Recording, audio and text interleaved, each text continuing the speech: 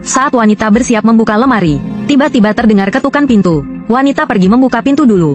Ternyata seorang polisi. Tanpa persetujuan wanita langsung masuk ke dalam.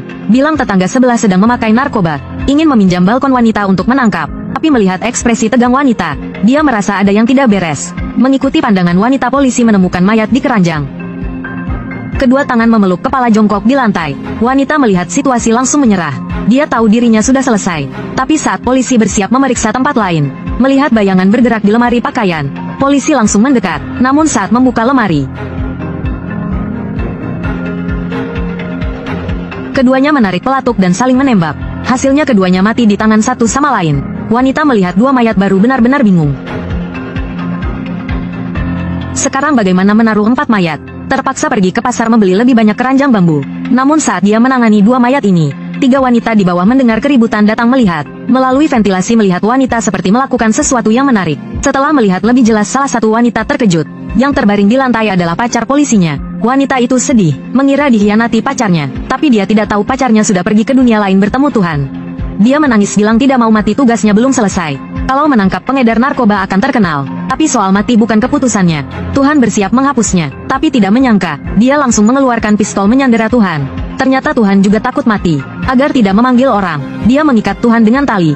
Lalu naik motor kecil kabur kembali ke dunia. Tapi dia tidak tahu, sahabat pacarnya membela pacarnya, sedang merencanakan operasi kastrasi untuknya. Setelah memasukkan semua mayat ke keranjang bambu, bersiap meminjam mobil sahabat pergi ke sungai membuang. Tapi baru saja pergi, keranjang berisi mayat polisi bergerak. Polisi benar-benar hidup kembali. Kali ini dia bersumpah menangkap pengedar narkoba agar terkenal. Tapi belum bertindak, sudah berhasil diserang pacarnya. Polisi kembali lagi ke tempat Tuhan. Di setrum penuh 7 hari 7 malam baru dibiarkan reinkarnasi. Terbukti sebaiknya jangan ganggu wanita. Sementara wanita yang datang meminjam mobil baru sampai rumah sahabat, menemukan sahabat terbaring di lantai. Sahabat karena patah hati minum sebotol obat. Untung datang tepat waktu. Sahabat berhasil diselamatkan. Wanita meminjam mobil sahabat, bersiap pulang menangani mayat. Tapi sahabat sedang mood buruk memaksa wanita menemani. Jadi keduanya kembali ke rumah wanita. Sahabat jadi tenaga kerja gratisnya. Ikut mengangkat kotak berisi mayat. Membohongi sahabat bilang isinya buku.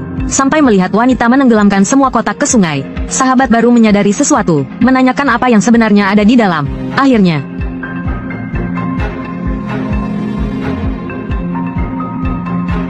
sahabat ketakutan setengah mati. Di perjalanan pulang wanita menceritakan kronologinya. Juga bilang malam ini dapat paspor akan ke luar negeri.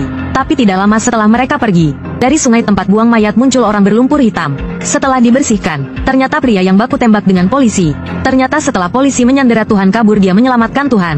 Sebagai balasan, Tuhan memutuskan memberinya kesempatan hidup lagi. Dia berpikir sejenak lalu bilang kepada Tuhan, China bisa lolos ke Piala Dunia. Tuhan tersenyum tipis, bilang dasar anak nakal. Setelah itu pria berhasil hidup kembali. Sementara wanita yang datang mengambil paspor menyadari dirinya terjebak. Bos hitam ingin menangkapnya hidup-hidup. Lama tidak keluar, sahabatnya juga ikut masuk. Hasilnya anak buah bos hitam langsung menembak mati sahabatnya. Lalu menyandera wanita untuk bertemu bos hitam. Di perjalanan karena bosan wanita memutar lagu Ibu Adalah Yang Terbaik. Siapa sangka anak buah itu malah menangis sedih. Bilang dia kangen ibunya. Wanita memanfaatkan kesempatan merebut pistolnya dan membunuhnya.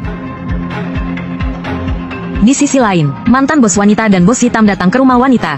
Keduanya yakin bahwa pihak lawan yang menggelapkan uang itu. Kedua belah pihak berargumentasi keras tidak mau mengaku. Anak buah kedua pihak juga saling menyandera bos lawan. Saat bersamaan, sekelompok polisi juga datang ke sebelah. Mereka menerima informasi dari polisi sebelumnya. Datang menangkap transaksi narkoba. Begitulah, 2 kamar 4 kekuatan. Tidak ada yang berani bertindak sembrono, terus berdiam diri. Tapi pada saat ini, telepon tiba-tiba berdering. Semua orang langsung kaget, serentak menarik pelatuk. Begitulah, semua orang di kedua kamar mati total. Saat wanita kembali ke rumah, melihat rumahnya dan kamar sebelah penuh mayat. Saat ini, dia sepertinya sudah tidak kaget lagi.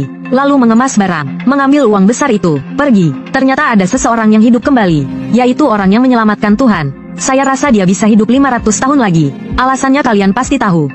Baiklah, saya 7 blok. Ceritakan film bagus lainnya untuk kalian.